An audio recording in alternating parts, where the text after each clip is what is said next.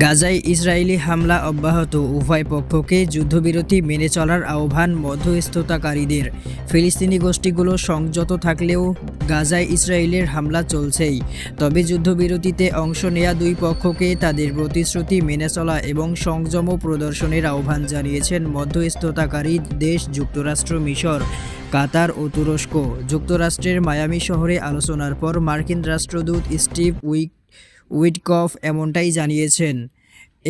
Witkoff এক বিবৃতিতে বলেন, আমরা প্রেসিডেন্ট ট্রাম্পের ২০ দফা শান্তি পরিকল্পনার প্রতি আমাদের পূর্ণ প্রতিশ্রুতির পুনর্ব্যক্ত করছি এবং সকল পক্ষকে তাদের বাধ্যবাধকতা বজায় রাখার, সংযম প্রদর্শনের এবং পর্যবেক্ষণ ব্যবস্থাপনায় সহযোগিতা করার আহ্বান জানাচ্ছি।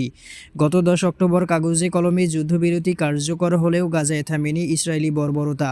প্রায় প্রতিদিনই হামলা চালাচ্ছে ইসরায়েলি বাহিনী। স্থানীয় সময় শুক্রবার ১৯ ডিসেম্বর বনি সুহেইলা এলাকায় একাধিক বিমান হামলা চালায় নেতানিয়াহু বাহিনী।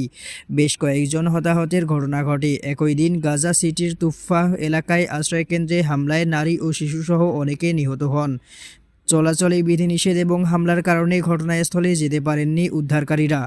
ইসরায়েলের দাবি, গাজায় অভিযান চলাকালীন সন্দেহভাজন ব্যক্তিদের লক্ষ্য করে এই হামলা চালানো হয়েছে।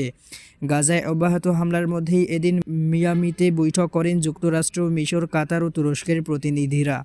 গাজায় যুদ্ধবিরতির প্রথম ধাপের অগ্রগতি মূল্যায়ন করেন তারা। এ সময় মানবিক সহায়তা বৃদ্ধি, মরদেহ হস্তান্তর, আংশিক সেনা প্রত্যাহার এবং সহিংসতা কমানোকে প্রথম ধাপের অগ্রগতি হিসেবে উল্লেখ করা হয়।